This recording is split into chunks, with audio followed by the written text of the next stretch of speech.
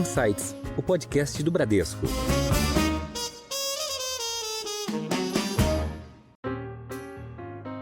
De forma geral, as grandes empresas estão menos alavancadas. Elas têm mais acesso a crédito, pegaram crédito mais barato ainda, alongaram o endividamento e investiram menos. Que são indicadores muito importantes. Tem alguns que são mais de imediato, assim, né? Então, liquidez da companhia, quanto de caixa ela tem versus o que a gente vê de saída de recursos no curto prazo. A geração de caixa dela, no que está sendo usado, né? Então, a empresa tem aquela receita, tem as suas despesas, ela consegue pagar as despesas operacionais, depois disso ela consegue pagar juros da dívida que ela tenha, ela consegue fazer os investimentos mínimos que ela tem que fazer para continuar existindo. Olá e sejam bem-vindos a mais um Insights, o seu podcast semanal que provoca um novo jeito de pensar. Eu sou a Juliana Maeda e você acabou de ouvir alguns dos destaques de hoje, mas fica comigo que tem muito mais. Instrumento para empresas financiarem as suas operações e opção de investimento, o crédito privado é essencial para o funcionamento das grandes, médias e pequenas companhias. E, ao mesmo tempo, ele permite que qualquer pessoa possa investir em uma companhia de olho nos resultados no médio e no longo prazo. Mas como é que está a saúde financeira das empresas?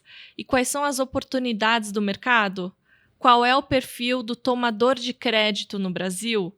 Temos as respostas em uma conversa com as nossas convidadas de hoje.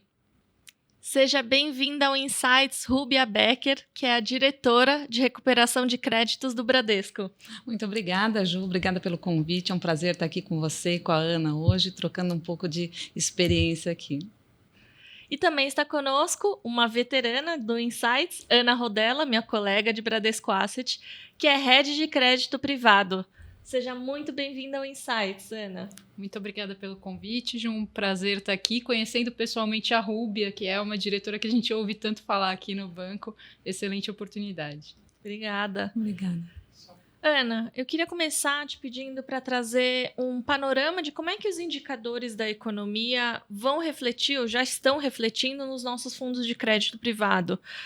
Você pode comentar com a gente, já de olho no segundo semestre, você consegue destacar também algumas influências do ambiente global para essa visibilidade nos nossos fundos de crédito? Claro, Ju.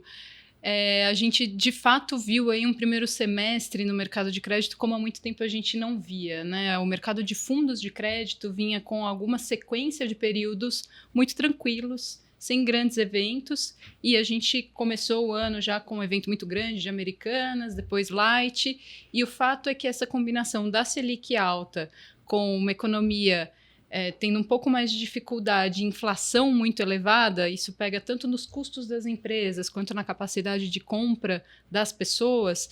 Isso resultou realmente em algumas dificuldades financeiras para as empresas, que foi agravada pela restrição de crédito decorrente do evento Americanas, principalmente, que foi algo que gerou realmente uma pausa grande aí na concessão de crédito como um todo do mercado, né?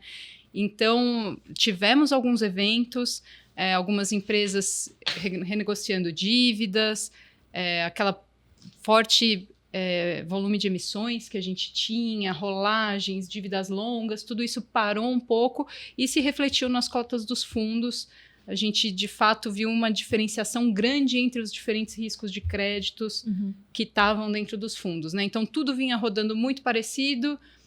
O mercado tomou um certo susto e começou a fazer mais dessa diferenciação. Por isso, nós vimos fundos rodando de forma distinta, né? Um mercado que geralmente é bastante homogêneo, a gente conseguiu ver uma diferenciação maior entre os gestores e os fundos. Quando a gente fala do mercado lá fora e a influência, tivemos alguns eventos bancários nos Estados Unidos, né, que chegaram a trazer uma certa tensão de qual seria o reflexo disso para o nosso mercado, mas o fato é que o impacto foi realmente pequeno aqui, né? A gente acaba tendo um circuito bastante fechado aqui de financiamento das companhias. Ainda são companhias que acessam muito o mercado local. E o que a gente está vendo, inclusive, agora para o segundo semestre, é uma abertura do mercado externo para as empresas, porque a percepção de risco do Brasil está melhorando, né? O que a gente fala do CDS, que é uma métrica de risco país, né? Esse indicador tem melhorado bastante para o Brasil, e isso faz com que as emissões das empresas brasileiras no exterior fiquem mais barata. Então, a gente começou a ver agora no segundo semestre algumas emissões de bonds, o que é bom porque é mais um bolso para a empresa acessar, né? Então, para o crédito é sempre importante isso. Um mercado de crédito saudável é um mercado onde as companhias têm várias opções de financiamento à mão, né? Então, quanto mais opções a empresa tem, melhor maior a chance de tudo correr bem e a gente ter uma normalidade ali no fluxo de pagamento dessa companhia. E acho que a saúde da economia brasileira, isso é o reflexo também das empresas conseguirem acessar. Você falou que os investidores estrangeiros conseguem possivelmente investir num papel de uma empresa brasileira, né? Sim, exatamente. Essa percepção, ela segue bastante positiva do que a gente tem visto aí para esses últimos meses. Ótimo. Rúbia, tomando como base a sua vivência à frente justamente dessa área de renegociação no Bradesco, como é que você avalia o momento do crédito privado para as companhias e como é que o mercado recebeu o volume de crédito que foi disponibilizado lá em 2021, 2022 e como é que está, no geral, a saúde financeira das companhias? Eu sei que é uma pergunta bem ampla e genérica, mas se puder dar uma visão, se elas estão um pouco menos alavancadas agora. Perfeito, Ju. Bom, vou dividir um pouquinho, né? A conjuntura ainda é bastante desafiadora, né? Obviamente, com essas taxas de juros altas, inflação alta, mas a gente começa a ver ali já uma perspectiva de melhora, né? A tendência de queda dos juros e uma tendência de queda de inflação, né? As empresas reagiram de forma diferente, né? Os dados da B3 mostram que, salvo aí algumas empresas específicas, como a Ana mencionou, né? A gente viu na mídia, Oi, Light, Americanas, então, salvo alguns casos pontuais, de forma geral, as grandes empresas estão menos alavancadas. Elas têm mais acesso a crédito, pegaram crédito mais barato ainda, alongaram o endividamento e investiram menos. Tá? Então, elas estão menos alavancadas.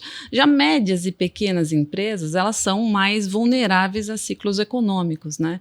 Então, elas, de fato, alavancaram mais, estão sentindo a taxa de juros impactar o custo financeiro delas, a inflação impactar também as margens, né? Estão sofrendo com inadimplência. Então, a gente viu ali um aumento de quase 40% no número de pedidos de recuperação judicial nos primeiros meses desse ano. Tá?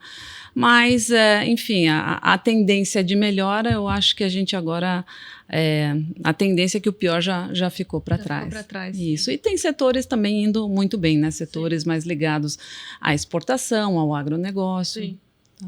Tá ótimo.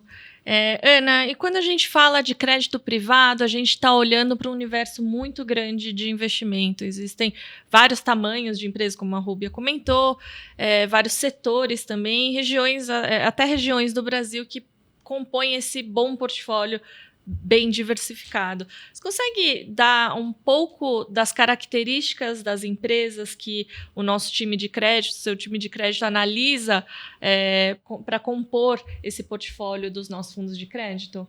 Sim. O nosso mercado de crédito aqui, quando a gente fala de mercado de capitais, ele ainda é predominantemente formado por grandes empresas, né? São as empresas de porte maior que conseguem acessar essas emissões, principalmente de debêntures ou de notas comerciais destinadas a mercado de capitais, à alocação nos fundos. Então, por isso que, geralmente, quando começa uma preocupação muito grande de qualidade de crédito dentro dos fundos, é importante o investidor se acalmar e lembrar disso. É majoritariamente empresas muito grandes, muito estáveis que acessam esse universo. Aí vem as observações que a gente tem que fazer. Nem toda empresa grande é uma boa empresa, né? Então, como a própria Rúbia mencionou, a gente tem majoritariamente empresas em boas condições financeiras, quando a gente fala do grupo das grandes empresas, mas existem as empresas que estão piores nesses indicadores, né? Tamanho não é garantia de qualidade. Sim. Então, daí que entra a importância da seleção do gestor de crédito, da equipe de análise, para formar a carteira desses fundos, né? Então, isso dentro desse grande universo das grandes emissoras, que é a maior parte do nosso mercado. Nos últimos anos, a gente viu um crescimento muito grande de emissores menores. Então, não exatamente aquele emissor muito pequeno, que ainda é muito atendido pelos bancos mesmo, né? Aquele emissor que muitas vezes é atendido pelo próprio varejo do banco, uma empresa muito pequena, muito familiar. Mas as empresas um pouco mais médias, que talvez já estejam ganhando algum porte para eventualmente se tornar uma grande empresa, uma empresa listada, alguma coisa desse tipo, essas empresas passaram a acessar mais o mercado de capitais e têm sido alocadas principalmente nos fundos de maior risco, os fundos que o mercado chama de fundos high yield. Né? São aqueles fundos que procuram uma taxa um pouco mais gorda e, em troca disso, ele corre mais risco. Mais risco. Né? Esse universo cresceu bastante no nosso mercado. São os fundos que geralmente a gente vê com prazos de resgate mais longos, D180, D360. Esse foi um universo que cresceu bastante e que aí a gente está falando de um grupo bem distinto de empresas, de setores, porque aí você já tem setores bem diferentes aqui, você vai ter empresa de serviço, coisas que você só vê em empresas de porte menor mesmo, né? Então, esse é um segundo público que acessa. E, por fim, a gente viu um crescimento grande também, que agora deu uma parada com essa desaceleração econômica, mas que eu acredito que vai retomar, das carteiras pulverizadas. E aí, o que são essas carteiras pulverizadas? É o crédito para a pessoa física, é o crédito de cartão de crédito da pessoa física, que isso também antes era exclusividade do banco. Sim. E agora o mercado de capitais, por meio de operações estruturadas, tem começado a acessar esse risco também. Esse risco ele é bem mais apimentado, né? É muito mais sujeito a volatilidades do cenário. Geralmente tem uma taxa mais interessante de retorno e, se bem estruturados, geralmente são bons investimentos. Então, esse é um outro nicho que também antes acessava muito pouco esse mercado e que agora tem crescido. Então, tanto a carteira pulverizada de pessoa física quanto uma carteira pulverizada de pessoa jurídica menor. Então, hoje, acho que dá para a gente dizer que todo o espectro de tomador de crédito está, de alguma forma, no mercado de capitais. A diferença é a proporção. Sim. Muito mais as grandes companhias, pouco menos as médias, e uma parcela menor ainda desse crédito bem pequenininho, que geralmente ele vem empacotado dentro de um FDIC, uma carteira de crédito bem pulverizada ali. Entendi. Ótimo. E, Rúbia, eu queria voltar com você. Se você puder responder 2 perguntas para mim, como é que as empresas que são pequenas, médias e até as grandes acessam e elas se organizam para receber esse crédito do banco? E qual que é o cenário para uma renegociação atual desse crédito? Perfeito, Ju. Bom, as pequenas empresas, né, elas acabam sendo mais dependentes do seu fundador, normalmente, de uma pessoa que se confunde com a pessoa física, assim, se associa com a pessoa física. E eles acabam concentrando mais o seu crédito em operações de curto prazo, capital de giro, antecipação de recebíveis, operam num nível mais restrito de produtos, né? A partir do momento que você vai para médias e grandes empresas, elas já têm mais previsibilidade de fluxo de caixa, já têm balanços auditados e começam a ter uma gama muito maior, né, de produtos, já começam a ter acesso a linhas de comércio exterior e mercado de capitais, como a Ana falou, né? Conjuntura e o momento para renegociação, eu falo que é o melhor possível, né? Porque a gente está aí com uma tendência de queda de juros, Sim. Uma queda de inflação, né? Então, eu falo assim, o quanto antes as empresas se reorganizarem agora, e os bancos, né, as instituições financeiras de forma geral estão flexíveis para isso, né? Eu acho que todo mundo quer convergir aí para um cenário de melhor planejamento e abertura justamente para esse novo momento da economia. Eu falo, quanto antes a empresa se reorganizar, mais rápido ela pode focar no serviço dela, no cliente, no mercado, na eficiência, né? E não ficar focando no endividamento financeiro, tá? Sim. Então, eu falo, negociação boa é negociação rápida, tá? Então, o momento, eu acho que tá bom. Tá ótimo. Ana, e quando a gente fala dos mercados de capitais, você já falou pra gente bastante sobre as emissões, que elas acabam chegando por um investidor pulverizado, que é fora das carteiras dos bancos. Como é que as pequenas e as médias empresas acessam também esse nicho e como é que tem se comportado as exposições a esse perfil nos nossos fundos? Certo. Como eu mencionei, é um grupo que tem acessado mais recentemente o mercado. A gente percebeu que surgiram áreas de estruturação dedicadas a atender esse cliente médio, esse cliente menor, ou fazer essas operações estruturadas com carteira pulverizada, porque, de fato, é um relacionamento diferente da grande empresa que vem e faz uma emissão de debênture de 500 milhões, né? É uma outra estrutura, você tem que pensar muitas vezes em termos de garantia, o que cabe no fluxo de caixa daquela companhia, né? Existe toda uma outra forma de estruturar essas emissões, mas, de fato, a gente tem visto esse crescimento. Nos nossos fundos, a gente tem aqui uma área dedicada aos fundos de maior risco, né? Nossa área de high yield, de créditos estruturados. A gente tem sido muito seletivo. De alguns meses para cá, são pouquíssimas aprovações que a gente tem feito. Porque, de fato, a hora que a gente coloca esse cenário macro, esse juro alto, fica mais difícil de parar de pé uma projeção de uma empresa, né? De algum setor mais sensível, de um fluxo de caixa um pouco mais apertado. Sim. No mercado como um todo, a gente tem visto alguns casos de renegociação, de companhias passando dificuldade.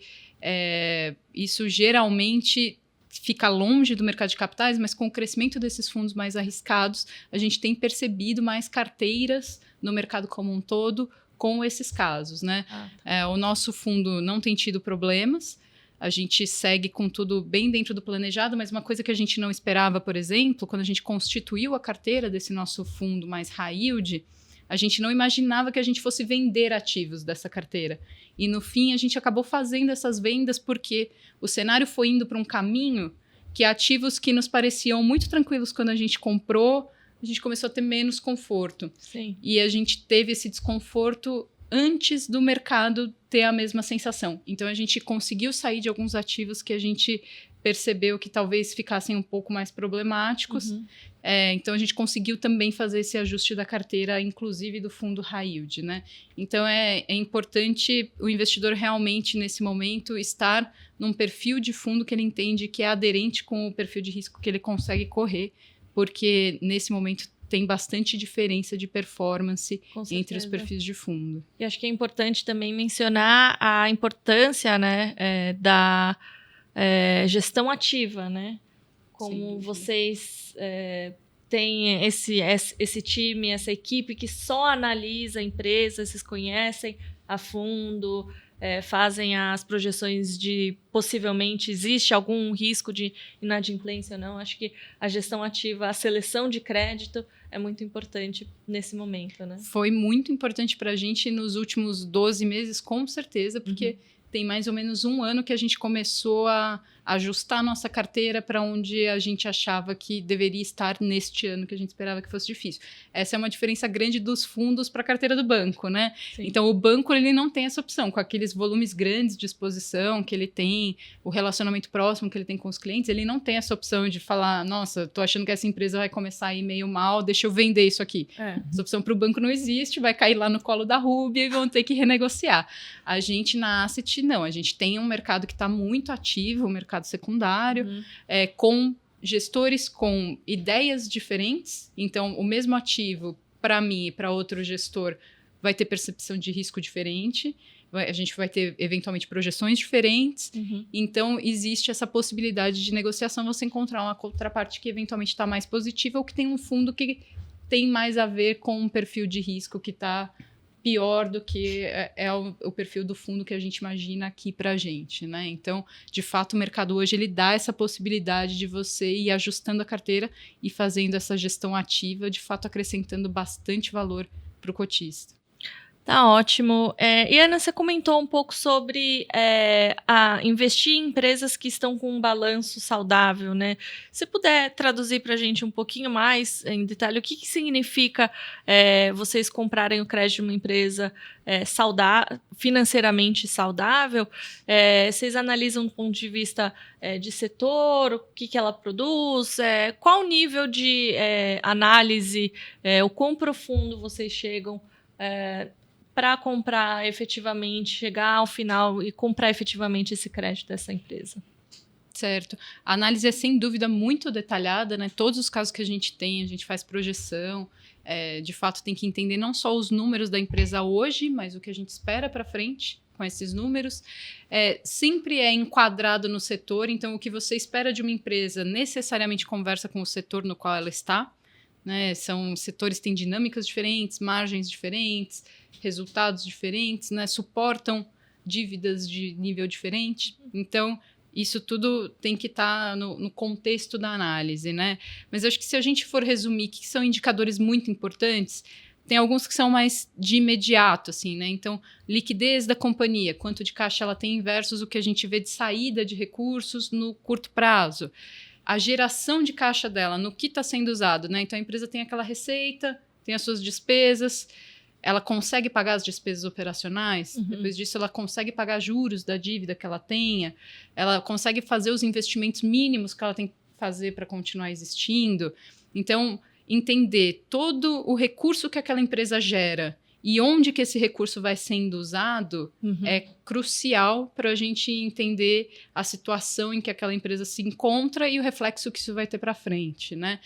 E outro ponto muito importante, aí já pensando mais estruturalmente, é a avaliação realmente do balanço do ponto de vista ativo versus passivo e PL, né? Então, a empresa, ela tem no lado do ativo tudo que vai fazer ela gerar algum caixa, algum recurso. Sim. E isso tem que ser suficiente para honrar tudo que ela tem ali para pagar no passivo e remunerar o acionista na ponta do PL, né? Então, essa avaliação estrutural de qual é o valor deste ativo de fato e se ele é capaz de gerar recursos para honrar o outro lado do balanço é uma análise muito importante quando você pensa do ponto de vista de longevidade das companhias. Tá ótimo. E eu queria entrar, então, nesse assunto de recuperação de crédito. Como é que é estruturado dentro do banco a renegociação da recuperação de crédito, tanto do ponto de vista de uma empresa, quanto do ponto de vista de uma pessoa física? Perfeito. Ju, são processos muito distintos, né? Na pessoa física, a gente avançou muito nos últimos anos no autosserviço. Então, hoje, tanto o cliente que está inadimplente, quanto uma pessoa que deve ir para o banco, mas não opera mais conosco, não tem mais token ou senha, ele consegue se autosservir, seja no nosso portal de renegociação, para quem é cliente, através da BIA. Que é a nossa inteligência artificial. Que é a nossa inteligência artificial. Nós temos parceiros, né, assessorias de cobrança que também acessam os clientes com ofertas. Para saber se a empresa é um parceiro nosso, está no nosso site, você pode consultar lá. As pessoas hoje em dia às vezes têm medo de fraude. Essa empresa presta serviço para o banco ou não? Está no nosso site, lá se presta serviço para o banco ou não. Tem todo um processo de confirmação de dados, assim, para garantir a segurança do cliente, a confidencialidade dos dados, tudo. Mas o cliente ele escolhe como ele quer ser atendido ou se ele quer se autosservir, tá? Agência, telefone, internet, WhatsApp, uma série de canais, tá? Já a negociação da pessoa jurídica, ela passa mais pela negociação com o gerente, né, na agência, e é mais customizada. Também, como a Ana falou, é feita uma análise de crédito, né, da situação, para ver o que levou a empresa àquela situação de inadimplência e a capacidade dela de futura, de gerar caixa para repagar, e a gente adequar a operação a essa capacidade dela, né? Sempre buscando agregar garantias, né, em troca de uma taxa melhor, um prazo mais flexível, né? Então, é uma troca, né? Rubi, a gente falou aqui bastante já do ambiente de crédito e você mencionou o ambiente de renegociação para as companhias, mas você tem também um cuidado, você olha também os créditos para as pessoas físicas, né, para os nossos clientes. A inadimplência ainda pode subir, na sua opinião, depois de começar a melhorar olhando só para as pessoas físicas, e a gente consegue traçar ou destacar qual que é o perfil do tomador de crédito no Brasil? Perfeito. Olha, Ju, a gente viu um aumento da inadimplência no primeiro semestre, né? E uma pequena recente inflexão da curva de inadimplência de pessoa física, tá? A gente viu agora recentemente a divulgação da primeira queda do IPCA, tá? Puxado por alimentos. Alimentos, né? A inflação de alimentos foi um grande algoz ali da renda, né? Da população em 2022. Então, essa queda, né, da inflação, ela tende a desalavancar as famílias, né? A gente viu pelos dados do Banco Central que está caindo o endividamento médio das famílias, e com isso sobra mais renda para as contas de consumo e para pagamento de endividamento bancário, tá? O público, ele é muito diverso, né? Agora, a gente viu que o público que ficou mais exposto a esse ciclo econômico aí, com juros altos, inflação alta, foi o público de baixa e média renda, foi o público classe C, D e E, tá? E que a gente agora espera que retome capacidade de pagamento, né, com essa melhora de conjuntura econômica. Tá ótimo. E ainda tem uma outra questão, é sobre o programa Desenrola, que, na sua opinião, vai trazer de bom para o tomador de empréstimo e para quem está com alguma dificuldade de honrar esses compromissos também. Se puder deixar aqui também, e aí eu estendo também para a Ana, se ela quiser, algumas dicas sobre educação e cidadania financeira para o nosso público que está ouvindo a gente. Se você acha que o crédito pode ficar mais restrito ou não, e principalmente também dividir algumas dicas de educação financeira. Acho que esse é o principal ponto. Perfeito. Bom, o Desenrola, ele está bem direcionado para esse público mais vulnerável, tá? Então, a gente está otimista, eu acho que ele está bem estruturado para contribuir para a desalavancagem dessa camada da população mais vulnerável. Tá? Dicas, eu acho assim que a gente tem um espaço nessa população ainda de avançar muito na educação financeira, né? Tanto quando me perguntam, eu indico as trilhas da Unibrad. A Unibrad tem conteúdos assim fantásticos, né? Tem os vídeos, tem conteúdos muito bem direcionados assim para a educação financeira, né? O segredo é o planejamento, é fazer aquela programação, quanto entra, quanto eu quero poupar, quanto eu estou gastando, né? Colocar na conta as despesas extraordinárias. As pessoas esquecem que tem renovação de seguro, que tem IPTU uma vez por ano, que tem matrícula. Tem que colocar na ponta do lápis, né? É fundamental. Eu ia falar disso. A gente tem vídeos muito bons produzidos pelo Bradesco. Na própria página do YouTube aqui, da Bradesco Asset também, tem muitos conteúdos interessantes. Mas acho que o ponto crucial é esse que a Rúbia falou, de colocar no papel todas as despesas, né? Eu já vi muitas pessoas que tinham receio de fazer isso e descobrir o número, né? A verdade é que muitas vezes você prefere não saber e vai tocando, vai vivendo ali o dia. A gente sabe que muitas vezes é desafiador, né? A gente sabe que às vezes é uma questão de fechar um mês, você consegue, o próximo mês talvez você não consiga. Sim. É um desafio grande, né, muitas vezes, mas é importante você ter essa realidade para saber atrás do que você tem que correr, né? Então, para poder parar de pé e ficar numa situação mais estável. E para quem já tem condições de poupar, também é muito comum querer aquela grande ideia que vai fazer seu investimento se multiplicar várias vezes, né? Sem nenhum risco. Sem nenhum risco de preferência. E sempre tem alguém que aparece oferecendo esse investimento.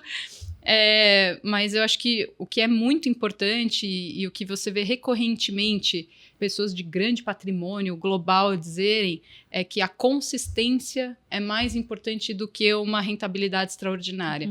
Então, se você tem condições de poupar, mesmo que seja pouco, se você poupar um pouco todo mês, essa recorrência é o que, quando você se der conta, você tem um colchão, sem necessariamente precisar correr grandes riscos, né? Então, é mais importante ser consistente do que você acertar na mosca o investimento. Ótimo. Essas dicas foram respondidas aqui. A gente sempre recebe esse tipo de pergunta, a gente que trabalha no Bradesco, né? Os nossos amigos, nossos familiares. E aí a Rúbia e a Ana responderam essa pergunta para vocês. E bom, a gente já está na parte final da nossa conversa, foi ótima, e a gente tem a tradição de pedir para os nossos convidados, a Ana já sabe, uma sugestão cultural. Pode ser um livro, uma série, um filme que tenha inspirado você ou que te inspira ainda. Rúbia? A minha dica foi um pouco mais abrangente, assim. Eu ia recomendar, para quem não conhece, né, não sei se foi já falado aqui anteriormente, mas Teatro Bradesco, né? E é muito legal. Então, sempre que eu tenho oportunidade, eu recomendo. Uma boa dica mesmo, Que Ana. bom. Bacana mesmo. Eu vou recomendar um livro que eu jamais teria comprado pela capa e pelo título, mas eu ganhei de uma pessoa da minha equipe, o Vitor Toffolo, e foi um livro que realmente mudou meu modo de ver muitas coisas. Ele chama O Jeito Harvard de Ser Feliz. Uhum. É um compilado de resultados de várias pesquisas sobre felicidade, de uma forma muito sucinta, muito direta e clara. Ele cita todas as fontes, então se você olhar alguma coisa ali e quiser falar, mas eu quero saber que estudo foi esse, quero ver se é isso mesmo, tá lá, linkadinho, bonitinho, como você acha.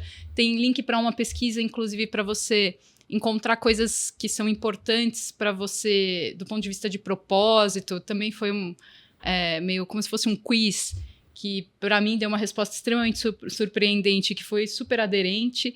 Então, de fato, foi um livro que contribuiu muito para mim. Recomendo, porque quando ele me deu, eu falei, nossa, o que é isso, né? E no fim, achei muito bacana mesmo. Que bom que você começou.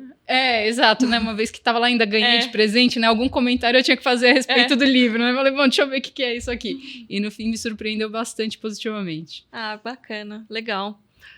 A gente chega, então, ao final de mais uma conversa excelente. Eu quero agradecer de novo a participação da Rúbia Becker, que é a diretora de recuperação de créditos do Bradesco. Rúbia, muito obrigada. Obrigada a você mais uma vez, Juliana. Ana, um prazer estar aqui com você também e até uma próxima oportunidade. E eu também quero agradecer a presença da Ana Rodella, que é a Head de Crédito Privado da Bradesco Asset. Ana, obrigada pela sua participação de novo. Obrigada pelo convite, obrigada pela troca de ideias e quem está nos ouvindo, obrigada mais uma vez pela audiência. E o Insights está nas principais plataformas de áudio e no Instagram, no perfil podcast.insights. Segue a gente e fique por dentro das gravações, os bastidores e muito mais. Tchau, até a próxima!